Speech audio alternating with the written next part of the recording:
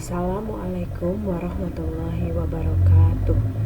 Teman-teman, semoga kita semua dalam keadaan sehat ya. Hari ini kita akan kembali lagi belajar SBDP. Masih di tema 2. Kali ini kita pindah ke subtema 2. Yang lalu subtema 1 sudah mempelajari tentang tangga nada. Nah, di subtema 2 kita belajar mengenai karya tari ya. Nah, ini tujuan pembelajarannya. Yang pertama, melalui penjelasan guru dan mencermati gambar dan teks informasi, siswa mampu menyebutkan karya tari daerah yang menggunakan properti. Melalui kegiatan membuat clipping, siswa mampu menyajikan gambar karya tari daerah menggunakan properti. Ketiga, melalui contoh dari video tari atau bimbingan guru tari, siswa mampu menyiapkan karya tari daerah menggunakan properti. Yang keempat, melalui clipping, siswa dapat menceritakan karya tari daerah yang menggunakan properti. Dan yang ketiga, yang terakhir, melalui gambar, video tari atau bimbingan guru, siswa dapat berlatih gerakan tari daerah menggunakan properti. Iya, kita lanjutkan. Properti tari, kita sama-sama buka ya, halaman 58. Kita baca nih, Doni punya Edo itu punya teman namanya Doni. Setelah bermain, Dani mengajak Edo ke rumahnya. Di dalam rumah Dani, Edo melihat berbagai macam topeng. Kata Dani, topeng-topeng itu adalah properti tari. Ternyata kakek Husin ini kakeknya Dani ya, dahulu seorang penari. Kita lihat di sini dipajang ada beberapa macam topeng. Kita lanjutkan. Nah, banyak tarian yang ditarikan menggunakan properti. Salah satu jenis tari yang menggunakan properti adalah tari topeng. Sesuai namanya, penari tari topeng menggunakan topeng. Ini gambarnya ya.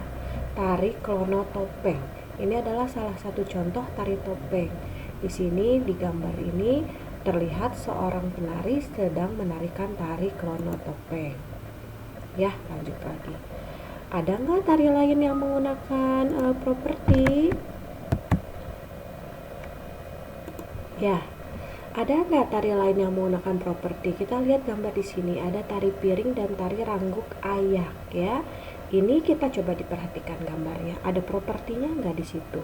Ada ya, di sini tari piring menggunakan piring, kemudian di pinggangnya ada selendang, di kepalanya ada juga selendang atau hiasan kepala ya. Ini tari rangguk ayak. Ini juga ada di buku. Kalau gambarnya tidak jelas, bisa dilihat di buku ya. Di sini menggunakan berbagai macam properti tari. Ini ada selendang yang diletakkan menyilang seperti ini, kemudian di kepalanya juga ada hiasan kepala, dan mereka menggunakan alat musik kecil ya, seperti rebana yang bentuknya atau ukurannya lebih kecil. Nah, tari-tari lain ada juga yang menggunakan properti seperti ini, tari piring, tari payung, tari serimpi, tari janger. Nah, ini kalau gambar yang jelasnya ya, ini tari piring yang dilakukan oleh perempuan dan ini tari piring yang dilakukan oleh laki-laki. Nah, setelah kamu berlatih menari, maka alangkah baiknya kalau karya tari tadi diperlihatkan kepada orang lain ya, melalui kegiatan apa? Kegiatan festival atau sederhananya kita sebut peragaan karya tari ya. Dibuka sama-sama halaman 89. Nih, kita baca bersama-sama. Sebelum melaksanakan peragaan karya tari, ada beberapa hal yang harus kita persiapkan. Tujuan persiapan yaitu agar peragaan karya tari berhasil dengan baik dan pantas untuk ditampilkan di depan orang lain. Persiapannya seperti apa? Yang satu, menentukan bentuk karya tari. Nah, bentuk karya tari kan ada macam-macam ya. Ada karya tari tunggal, ada berpasangan, ada kelompok. Nah, itu ditentukan dulu karena itu akan menentukan tahapan berikutnya ya. Tahapan yang kedua, memilih karya tari. Nah, ini kan sesuai dengan yang nomor 1 tadi. Kalau misalnya tarinya tari tunggal, berarti karya tarinya karya tari tunggal. Kalau tari yang dipilihnya tari berpasangan, berarti karya tarinya karya tari berpasangan. Nah, setelah menentukan karya tari tadi, yang ketiga adalah menentukan jumlah penari. Ini juga berkaitan dengan yang pertama. Kalau karya tari tunggal berarti orangnya ada satu. Kalau karya tari berpasangan berarti orangnya ada berapa? Ada dua atau kelipatannya, ya kan berpasangan. Nah, yang keempat, setelah ini selesai dilaksanakan, dipersiapkan, yang keempat barulah memilih properti tari. Nah, sebaiknya properti tari ini digunakan saat latihan juga. Jadi jangan ketika peragaan baru digunakan. Supaya apa? Supaya ketika saat melaksanakan peragaan itu kita sudah terbiasa dengan menggunakan properti, sehingga tariannya menjadi lebih luas gitu ya, lebih baik dibandingkan kalau tidak menggunakan properti tari. Yang kelima adalah menentukan iringan tari atau musiknya. Bisa berbagai macam bentuk rekaman yang digunakan ya, bisa pita kaset, bisa CD, bisa USB, bisa pakai laptop atau bisa pakai speaker. Ini bisa dipersiapkan. Dan yang terakhir adalah memilih busana tari ya. Kalau tarinya tari daerah berarti menggunakan pakaian daerah. Properti tarinya sesuai dengan tari yang dilaksanakan. Iya. Nah, ketika sudah siap busana tari itu biasanya kalau tidak membuat sendiri bisa juga menyewa ke tempat penyewaan busana tari. Yang penting busana tari yang digunakan adalah sesuai dengan tema tari yang diperagakan ya.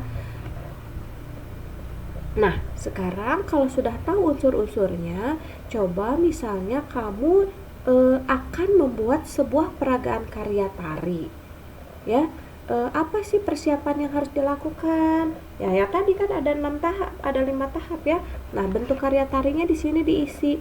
Apakah mau tunggal, mau berpasangan atau apa? Misalnya Ibu kasih contoh ya. Nama karya tarinya adalah tari piring. Berarti bentuknya adalah berkelompok di sini. Jumlah penarinya misalnya mau 5 orang. Ini boleh bebas, boleh lebih, boleh berkurang ya. Lalu iringan tarinya misalnya mau menggunakan musik dari CD. Properti tarinya apa saja tadi? Ada mahkota, kemudian selendang, kemudian piring ya. Ini dituliskan di tempat properti tari. Lalu busana tarinya apa saja? Ada pakaian atasan ya, dan ada bawahan yang berupa kain. Seperti itu ditulis kira-kira di kolom seperti ini. Jadi kalau misalnya ingin mempersiapkan peragaan karya tari bisa disederhanakan dengan menulis seperti ini ya. Jadi tidak perlu panjang lebar ditulis di buku tulis, kemudian dijelaskan sampai detail dengan kalimat yang panjang. Tapi cukup dibikin bagan seperti ini, itu sudah cukup menggambarkan tari apa yang mau kamu lakukan. Nah, sekarang tugasnya adalah kita lihat, ayo mengamati di halaman 60. Ini ditulis di buku tulis tematik ya. Sebenarnya tugas untuk SBDP kali ini seharusnya adalah memvideokan kamu sedang melaksanakan tari. Seharusnya seperti itu. Tapi karena Ibu rasa tidak memungkinkan, apalagi untuk membuat propertinya dibutuhkan waktu yang agak lama, sehingga untuk saat ini Ibu akan mengambil nilai dari penugasan berupa mengerjakan tugas ya, mengerjakan atau menjawab pertanyaan.